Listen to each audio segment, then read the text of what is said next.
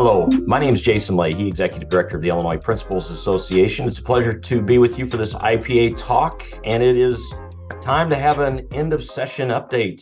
Allison, appreciate you spending a couple minutes here with me.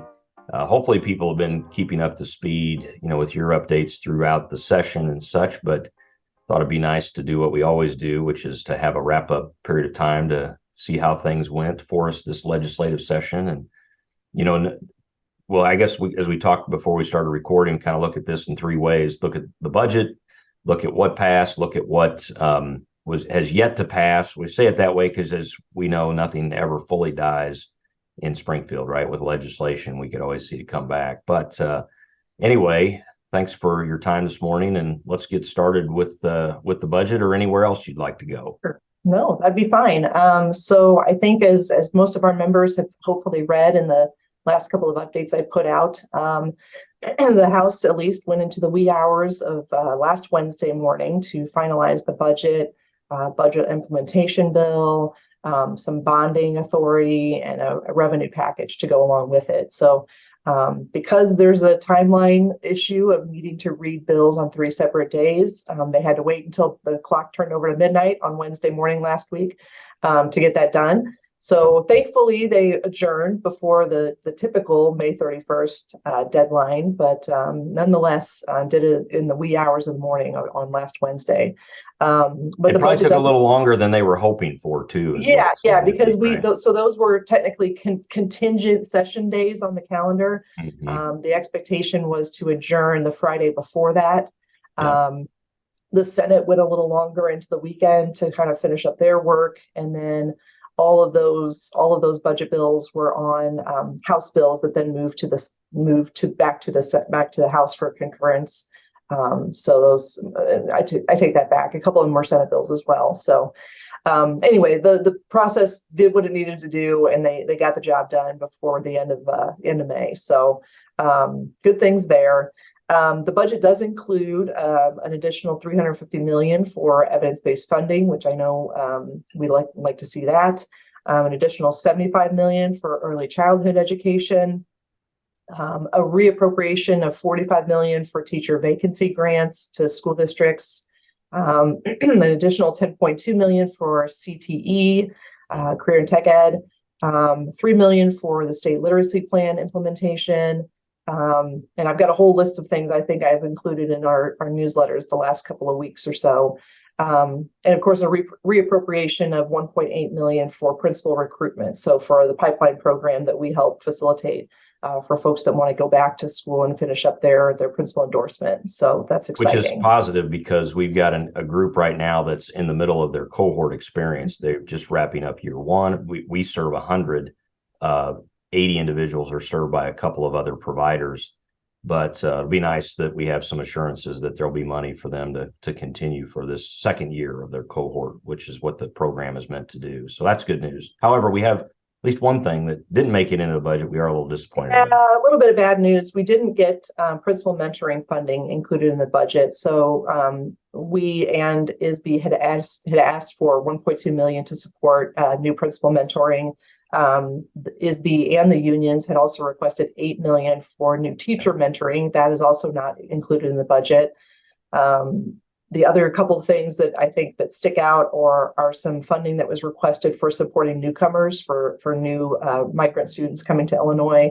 ISB had requested $30 million for that. That's also not included in the budget. And then no new school construction money other than things that have been appropriated in the past that are reappropriated this time. So disappointing there.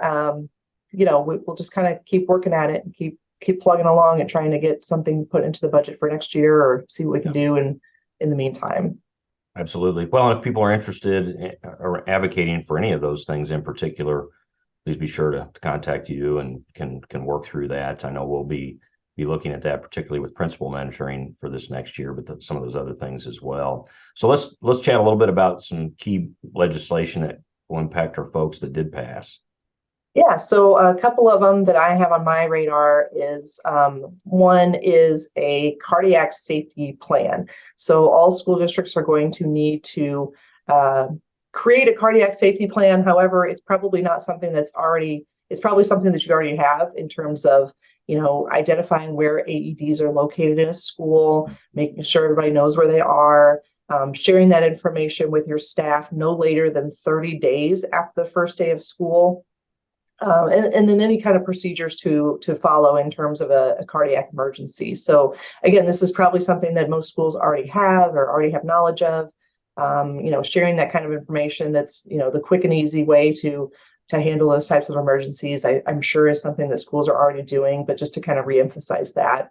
And then when it comes to the annual safety plans that are reviewed with local law enforcement and first responders, to make sure that a cardiac safety plan is part of that annual review each year so that everyone knows, what to do, not only at the school, but within the community and how to respond to those events. So we worked with both sponsors in the House and the Senate to make sure that it was not overly burdensome and didn't create some new procedure or new plan, but kind of works within the structure of what we already have for safety plans and emergency planning.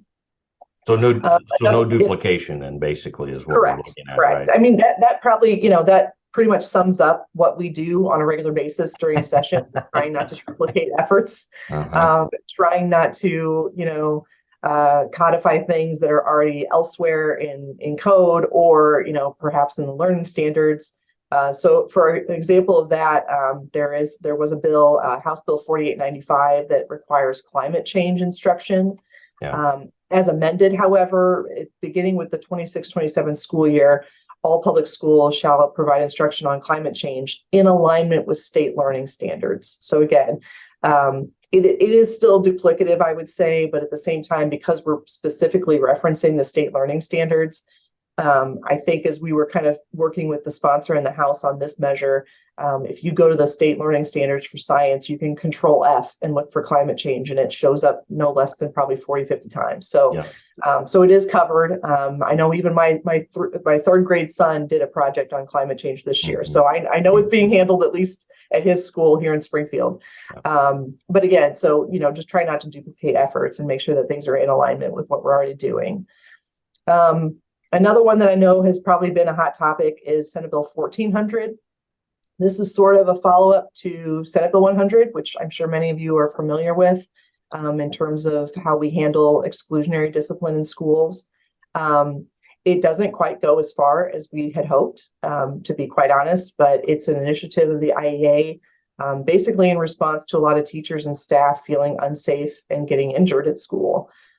We supported the measure. We tried to have it go just a tad bit farther, but we were not really successful in doing that. But it's on our radar for the future.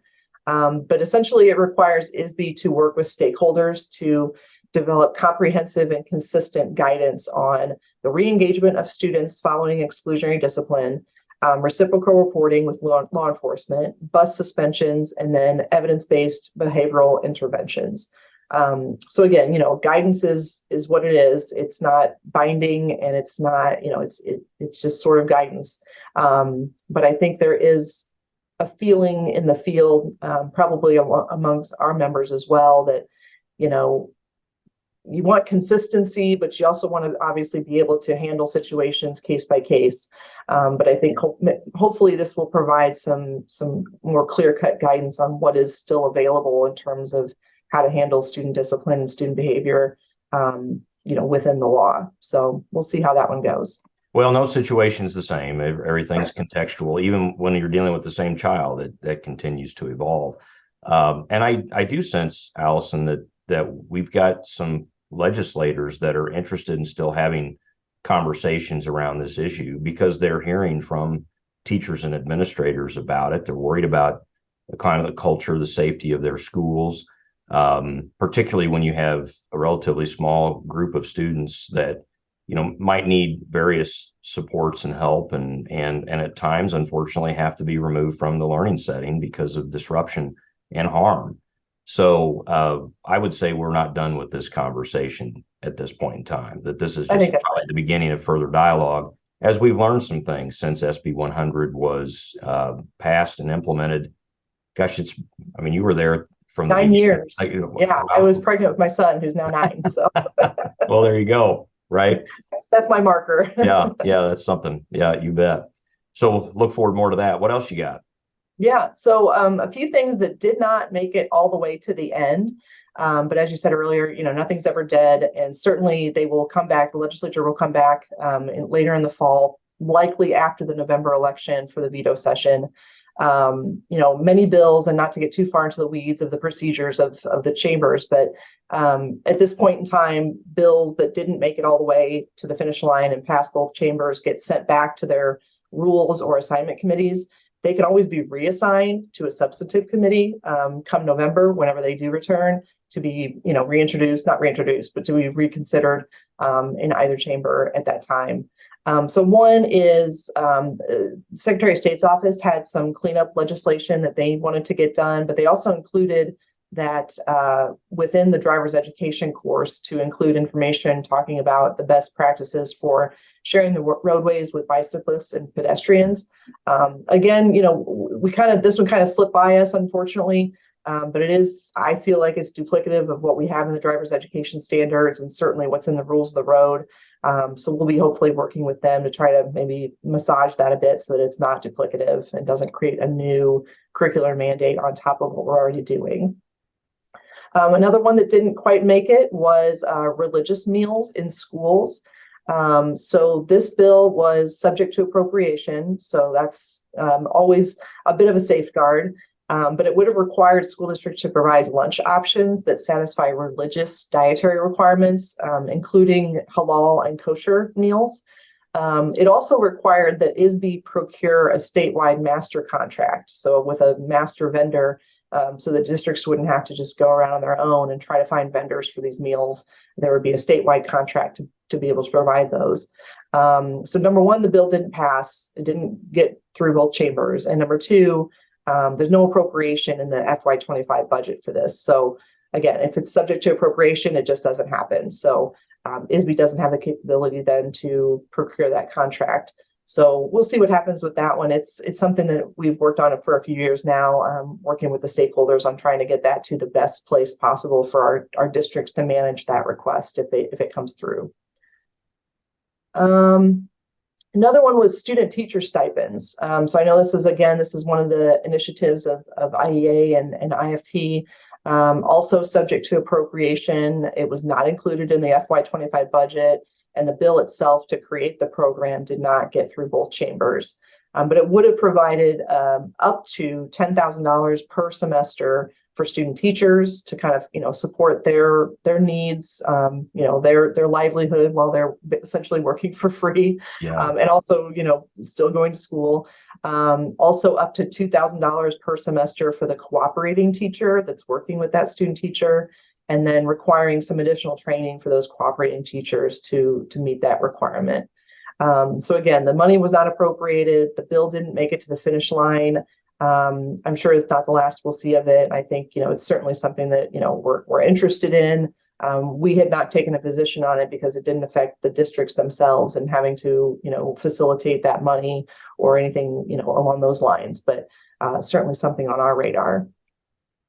And one I wanted to mention too, and I'm sure we'll be hearing more about it, is a resolution, but it's a House joint resolution, which means it needs to get through both chambers. Both chambers need to approve it, but it's only been approved by the House at this point. But it is about Native American mascots. And I know, it's been a hot topic over the years and in certain communities and all across the state. Obviously, University of Illinois has dealt with this issue, professional sports teams, the Washington football team, who else? Cleveland, Guardians now versus the Indians. Yeah.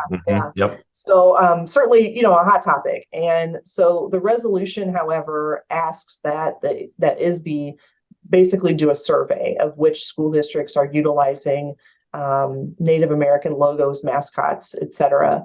And then what the cost might be to change.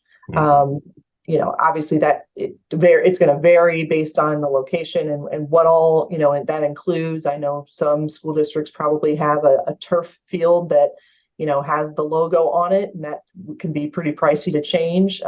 Basketball floors, the wall stickers that go down the hallways, that kind of thing. Stuff is all over the place, and even down to obviously the letterhead and stationery that you're using. If people are still using stationery, I don't know. But yeah, so there's quite a bit of discussion about what that means and whether or not certain depictions are okay or not. And I think there's more discussion to be had. I think we are grateful that the sponsor, Representative West from the Rockford area, has been a good partner to work with. And I think he does understand the complexity of making this request of school districts and asking them to change these things. And also recognizing that, our state and, has a native name really. And many of our cities also have native names that they're drawing from based on the people that came here first. So how to balance that, I think, is the biggest question. Yeah. So we will see if that resolution then makes its way through the Senate in the fall, or what happens with that. It may be something that ISB just kind of does on their own anyway, with a simple survey that goes out to school districts. So we'll see. I think these conversations in local districts are happening, but I highly recommend, similar like with the literacy plan. If school districts are not working on that at this point or thinking about it, it would be indicative of them to start. Yeah. Because we will have the General Assembly look to take action if they don't see movement with something particularly that's as important as reading. But similar with this, for those school districts that do have native mascots, it would be important to start having these conversations. And we've talked, as you know, Alice, you've had these conversations with principals and superintendents. Some have already done the analysis. And I was visiting one school district recently, and they're like, it's going to cost $1.5 million for us to make the shift. Is kind of what they project. And that's just good information to know. And I appreciate Representative being willing to hear those concerns and how to work through some of that, if there is going to be a serious move here to make a change. So important to be collecting that data informed and discussing it within communities to know how they're going to want to proceed here, because this thing seems like it just inches a little further down the road all the time, and it's important to be prepared for that. So appreciate the update with regards to that. So before we wrap up, Allison, one other thing that I wanted to highlight that you had put in one of your updates at the end of the session was just, while we've got now several months before the General Assembly be back in for veto session, there are some things that school leaders could be doing to stay engaged with their representatives and such. And so just curious if you could share a little bit about what people could be doing in the meantime to touch base and build those relationships. Yeah, definitely. If you go to our website and you drop down to the advocate section, I'm not looking at it right in front of me, but our Policy and Action Center has prominently placed, and even at the bottom of every single one of my alerts that have gone out recently, there's a little introduction, the little guy that's like waving hi. So just click on that, and that will send a quick little message to your state legislators and your member of Congress as well. I have edited it a little bit for the summer. Obviously, it's not quite the same message, and you're not coming to visit students and things like that. And I'm sure everyone will, if you don't know already, you will soon find out through television commercials and your mailboxes, but we're also heading into campaign season. So, for some members, their time may be limited because they're working on campaigning. And at the same time, I think it's worthwhile to still try to reach out and maybe, try to get a meeting, either in your building, if that's available, or if you're, in your building sometime this summer, or just, meet for coffee or something like that, so that they can kind of get to know you, you can get to know them, and they know that they have someone that they can reach out to when it comes to school legislation. I think it's just super, super important that we do that all throughout the summer. Obviously it's a little bit slower time for everyone, including the legislature and all of you. But it's certainly something that's still worthwhile. As we get into fall, obviously we'll be heading toward National Principals Month and Principal Appreciation Week and all those things in October. So we'll be reaching out once school resumes to try to get those things on the schedule and try to get you all to also sponsor and host a legislator in your building Again, it can be tricky sometimes with campaign season. We try to make it very clear to members that this is a constituent event and not a political event to come to a school, that they should not be campaigning or electioneering while they're there. But obviously they are still, for many of them are sitting legislators, so they're still doing their job in a lot of ways. So I think it's a great opportunity for them to see what you do on a regular basis, and for you to get to know them as well, for so long as they're in office. So, but those are good ways to reach out and kind of build those relationships in the meantime. Well, what I would offer, while you're correct that things are a little slower during the summer, I think that provides an advantage here of time that sometimes school leaders don't have, legislators don't have, as we deal with things in the spring or in the fall with legislative session or veto session, of course, with campaigning that's coming up. But it could provide an opportunity for, our members to really sit down and have a deep conversation about what's going well and what are some areas where you still need some help. And I will tell you, as we look at the continued infusion of dollars, which we're so grateful for with EBF, we've had $350 million added in now each year for several years, with the exception of, we had a bit of a pause through the pandemic for a year.